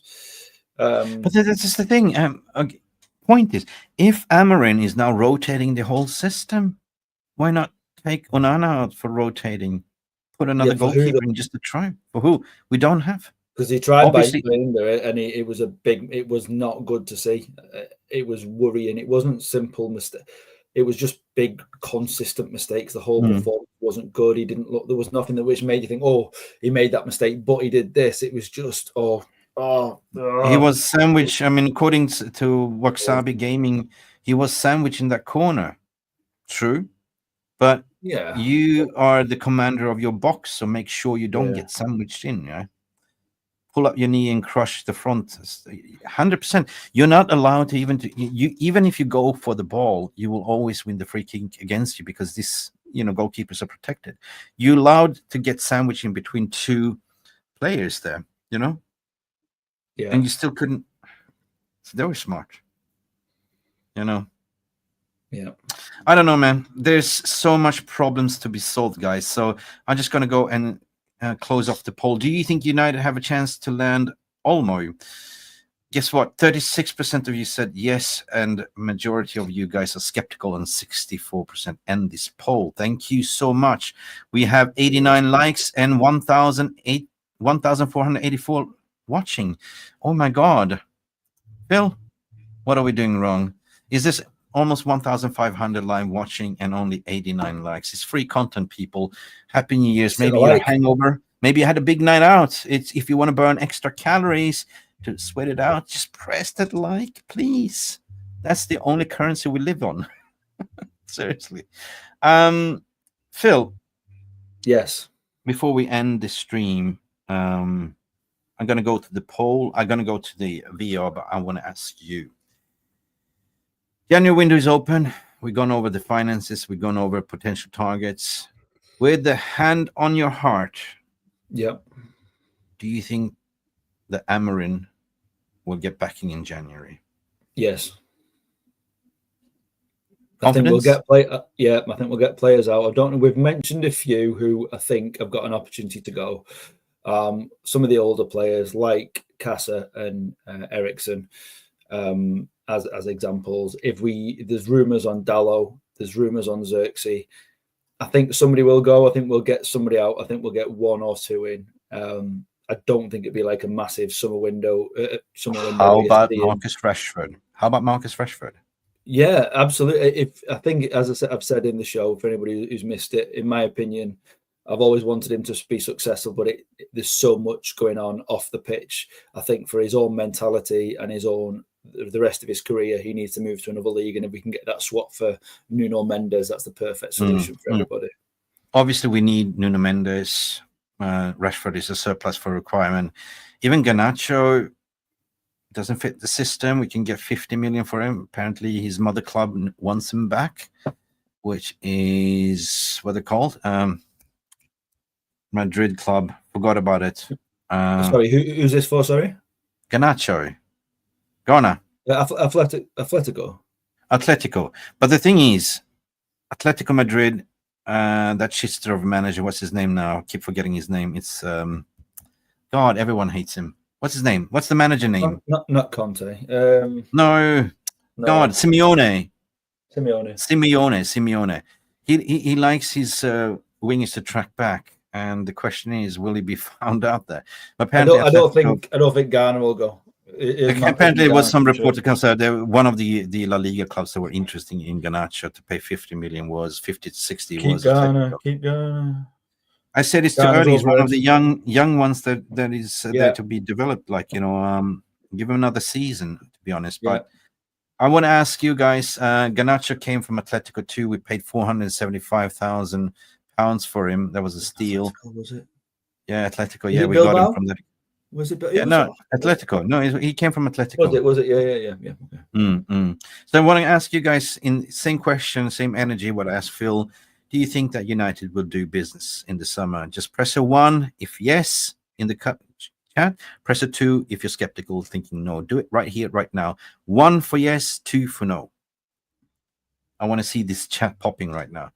Do you think that Man United will do business in January? Yes, number 1. 2 for no. We have Craig board. Yeah, Craig is thinking 1. Yes, he thinks we're going to make business. What else is coming in, guys? Get your 1s and 2s in. Oh man, you guys must be 1.5 doesn't work, Nas. Come on, you can do better. Yali is being skeptical, says no. Thomas says no. Richard Duff says 1. MGC says 1. Right, so there is some mixed bag of reviews. Some people say, well, 2. Box is being very skeptical, saying no. 1, according to you, Compass Smurf, but but it won't be what we need. 2, yeah, you have the right to believe because the proof will be in the pudding, right? So anyway, thank you everyone for, Jarvis, you're there. If you want to jump in before we end the stream, Jarvis. Tactical Devils, congratulations. It's Jarvis in the house. Go and subscribe to Tactical Devils. He started a brand new channel. Happy New Year to you as well. Are you hangover, Jarvis? People are getting in. Yes, Top Gun is believing. Yes. Well, the summary is that Ineos need to deliver. Simple as that. Craig Warburton saying Ineos have 2. They got Amorim early. If they can't back him in January with loan signings, then they will fail as well. This is what I read, and this is what I said. This is their appointment. They sacked Ten Hag. They got the head coach in, which is Amorim. So back your man. Jarvis, you're welcome to come in if you want to join. But to summarize in this thing, guys, if you want to hear my opinion, simple as that. January transfers, the way I see it, I don't see United spending. It all depends on the sales of Rashford, Casimiro, Dalot, Eriksen, and a few academy players. Nobody's talking about the academy players, but if you sell academy players, there's pure profit FFP that goes into the book. Nuno Mendes, Nuno Mendes and Manchester United is one to watch in the next weeks, I think. I potentially discuss a swap, Rashford to PSG, Nuno Mendes coming our way. Nuno Mendes don't really want to stay around. He asked for a pay increase. They don't refuse to give him. We know that PSG around Marcus Rashford has always been there, so there could be not pretty much a like for like, because the evaluation swap for Rashford would be around 60 million.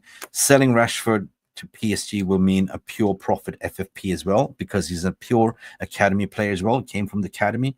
So getting rid of Rashford and his 350k week wages, plus it's a pure plus on the books, Phil, as well, which nobody's talking about as well. I see a loan deal for Dani Olmo. I don't see Olmo leaving at all. I think that he is there to sort of help Barcelona. I think he wanted always to go to Barcelona, but Barcelona cannot register him. Barcelona cannot pay his wages, so there's no other way for him. I don't think he's going to stay there not playing football. Either it's going to be Man United coming knocking on the door to say, yep, we can offer you a way out, potentially loan you with an option to buy in the summer, or he might go to City or Arsenal. We will see. There's going to be a very, very, very, very interesting story to watch. So in order to summarize this, it's simple. My conclusion is United will need to crack a few eggs to make an omelette, but will it be with bacon this summer window? Okay, you understand my statement? We need to crack a few eggs to make an omelette, but will it come with bacon? So that means that we need to sacrifice certain asset players that you might like, but at the end of the day, in order to make an omelette with perfect bacon, we need to sell asset in order to bring on the players that fits Ruben Amorim's system. That's pretty Super much chat it. just come in. Super chat. Big just up Super Chat from Paul S. Go ahead. You have the honors, Phil. So Ineos is not best in class. They extended Ten Hag, then paid him out months later. Abysmal. Absolutely. We covered this earlier on the show, but you're absolutely spot on with that. Yeah, no, stick to that. The best in class was a PR masterclass to sort of say, yes, I applaud that. Yeah, this is the first time we actually have a footballing operational people with Omar Barada in, with Will Cox. But what was the point of chasing Dan Ashford from Newcastle and put him on garden leave and pay the 5 to 8 million and then a couple of months later fire him? Because you realize that we have a surplus for requirement in the footballing operation, so we want to save money. And by the way, have you seen us being replacing him? No. That only gives you one indication. This was a firing because a surplus of requirement. You know, you have Omar Barad that can do the job. You have Jean-Claude Blanc that can do the job as well. You have Wilcox doing the job. You have Christopher Vivell as well. So you don't need a Dan Ashford. And that was, for me, a money-saving move. As what we said earlier, if you missed the stream earlier, I said it, right? I said it. We spent 21.4 million replacing Erik ten Hag with the current manager, Ruben Amorim. Not even to mention that the release clause of Amorim was 11 million pounds. To mention also that we have to pay for him to get the extra backroom stuff in, which is his. The cost of even getting Dan Ashford over the line is about 8 million. So in total, United spent 40 million on the backroom staff and sporting director. Money that could have gone in the January window. So our conclusion is that the general cost cutting, what we're seeing now, is scraping, making up for this. So they can back Ruben in the January window. But will they do that? Of course, they need to sell players. I don't see it in any other way. They need to sell. I don't want to hear about FFP, what Craig Burke. It's the same thing. I don't care. I don't want to hear about FFP. Just give me the freaking players in. Support Ruben Amorim right here, right now. He's your man, Phil. He's your man. He's the Ineos man. They sucked Ten Hag to get the man in, so now Ruben is suffering, changing his style of play, calling the Find players a way out. to back him. Back him. Find a way. I don't care. Happy New Year to you, Jarvis, as well. Mick and Phil, 2025 treats you both well. Can't hop on right now. Big up, tidying up after late lunch with the kids. Big up. But I want to hear from you. My conclusion is the proof will be in the pudding. It's down to Sir Jim Ratcliffe, Ineos. Will the back Ten Hag? It's your man. You need to crack a few omelettes. You need to crack a few eggs to make the omelette. But everyone that likes omelettes will like it with bacon. Will it be a perfect omelette, Phil? What do you think? I don't think it'll be perfect omelette. I think there'll be a messy omelette, but I think there'll be an omelette. Quote anyway. Guys, in the VR room, if you're watching in the retrospective, leave your comments in the non-live comment section. Do you think that we will do business in January? Will it be loanies? Who do you think we'll get? Will we get a Dani Olmo in? Will Rashford will be swapped for Nuno Mendes to PSG? A lot of things. There's going to be a lot of things to be watching out. The left wing back situation is apparently what we've been saying is the first signing. Will it be a Milos Kerkez? Will it be a buyback for Alvaro Fernandez? Let us know what you want and what you think. I, realistically speaking, thinking that the easiest one to do is offer Marcus Rashford to PSG and in return get Nuno Mendes. You don't spend much money. Bish, bash, bosh. You need to finesse it. Yes. Yeah, I think at the end of absolutely. Smash like before you go, guys. It's been a great show. Been absolute pleasure to be back on. I've missed you all. Unfortunately, I can't get on that often, but I really appreciate it. And it's been great to share views and see so many of you still here, so many of you sticking by Mufc RealistTV. It's absolutely fantastic channel, and it's continued to grow from nothing to over 40,000 subs, and it's just absolutely phenomenal. So well done. and happy New Year to You were every one of single the of you. originals, Phil. Phil, you were the I originals still with remember me. that late night phone call. You still, I'm still knocking on your door, Phil. I know you're super busy. Phil is an amazing guy. God bless you, Phil, and your family. Always supporting, always there, wishing me well. I missed your face. It's good to see you. You know, say hi to Karen and the kids and everyone. Happy Will New do, Year thank to all you. of you. We achieved the goal target. We have over 100 likes. Keep that going. We are 1,800 live viewers. All less 100 likes. I don't know what's going on with you people. It's the first day of 2025. I know that a lot of you had a heavy night last night. I hope you had a great fireworks. I was in Kamala Beach watching it, like, you know, lanterns was flying out. You know, in Thailand, they light these lanterns. The whole sky is lit up with these floating lanterns. Fireworks. It was absolutely beautiful scenery. If you missed it, I posted it up as a short. Like, you know, I was over the moon. And what do I wish for United this season? I wish that we can turn this around. I don't wish us to be relegated. I say a quote, remember from Sir Alex Ferguson: if you can't support us when we are losing, don't support us when we are winning. Simple as that. Very simple, Sir Alex Ferguson. And I am too red patriot to see us fall down in the abyss.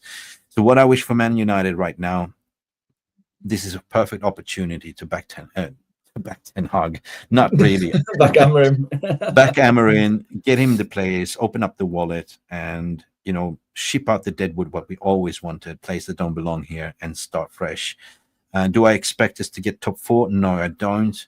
Do I expect us to climb the ladder? Yes, it's possible. Looking at horizon, we got Liverpool at Anfield. I'm absolutely shitting my pants. We're playing FA Cup, Arsenal. I say there's a slight possibility that we, you know, sacrifice the cup and just focusing on what? Premier League and Europa League. I'll be happy with that. If we go far into Europa League, win that trophy, that will give us Champions League, right? But FA Cup, would you still be in it, Phil? I mean, at the end of the day, you've got to go for anything that you're in, haven't you? You've got to. But if you play FA Cup, just go play your kids, play your youth team, under 21s, whatever. If you still want to stay in it. But right now, you need as much as training opportunities with the first team squad. Yeah, absolutely. But I think at the end of the day, Arsenal's youth team are much better prepared than we are for this sort of level of game, because they've got a great mix of a great squad size at the moment they've built. So, Jarvis, we covered this as well. We said this before. I also think what you're thinking, Ineos messed up second to now, bringing in a new coach mid-season with a total new, different style of play. Exactly. What are you expecting? What are you thinking, right? Because, I mean, Ineos are not that stupid. And that's what I said. I said it for weeks. Is this a season write-up? Because they knew that you are bringing in Amorim that plays a 3 in the back. You know, normally what you would do, like, you know, look at Liverpool, Phil, right? So I was reading on the Rashford news. Yeah, but Jurgen Klopp left. They play a 4-3-3. They just replaced another manager that plays the same style, 4-3-3. All he had to do in ready-made squad, made a little bit tweaks, and play. Right now, we are open heart surgery. We played a 4-3-2-1 system, right? A counter-attacking system. Normally you will go for the same kind of coach that can sort of get the best out of that system. But no, United went in to go completely from the open heart surgery, getting Ruben Amorim, a total new system. 12 years. Something has to change. Different. Absolutely. So I agree that Ineos is easily also fault to blame for this. Even if we finished 12th, 13th, Ruben Amorim said, we're suffering and we are in for a perfect storm. We're in for a shock, because he knows how difficult this is. Midway in the season, just to change the style of play, the system, to get the players to understand it. Of course, the results are reflecting it, right? So I'm not saying this is not on Ruben. Give Ruben all the tools that he needs. Give him time. But Jarvis is so right, you know, at the end of the day. So what do you need for United? So what do you wish for United this 2025, Phil? I think at the end of the day, we've just got to start performing, playing as a team. A couple of signings in the transfer window, and those who do stay or those who are brought in, play for the shirt, give it everything every time that they play. Every sinew is hurting by the time that they leave the pitch. They're sweating, they're dripping, they're beyond themselves. They've no energy left. They give everything on that pitch. And just a little bit of organisation, and move away from this relegation battle very quickly. Move up the league as quick as possible, and just stop all that chat and just start to work with going forward and win anything that we can, any silverware. We're still in Europa. We're still in the cup, so we've got the opportunity to win something, and you've got to try. So yeah. At the end of the day, don't get relegated is my hope for United this season. Yeah, we can't. It is what it is, and then Jarvis, we can look back and probably say that we should have kept Rashford. We should have kept Rude, and we should never have sold McTominay. That's water behind the bridge. It's already been done. So we've got to be realistic. Realist TV. We basically, this is what it is. This is who we are right now. This is the team that we are. So. This might not be the team at the end of January. So it's going to be very interesting to see. Will Rashford will still be sold? Will he be here? Will Dalot be going? It's going to be a madness at the end of the day. Just to finish off my quote, to finish off the stream. In conclusion, United will need to crack a few eggs to make that omelette. But will it be with bacon? I'll let you decide.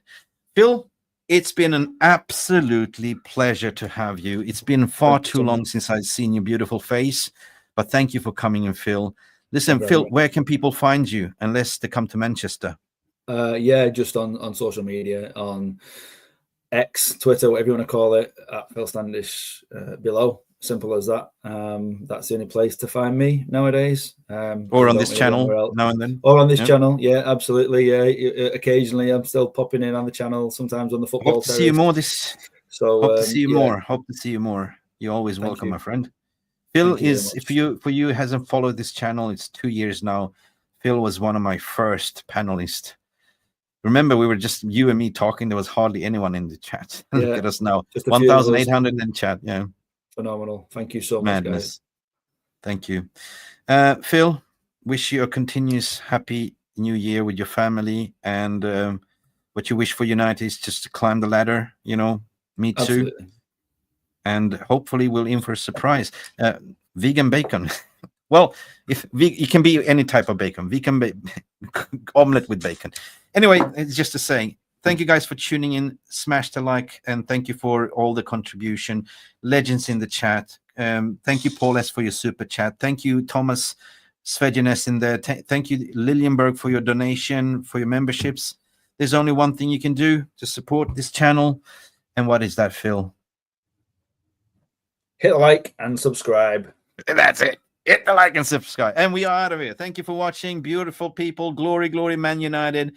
Let's continue that. We will be on the rise. Let's hope and pray. And that we get some players in January. It's been Mick Ruby here with Phil Standish from Mufc RealistTV. Signing out. Ciao. Thank you so much for stopping by and watching Mufc RealistTV. Don't forget to like and subscribe and follow us on the socials.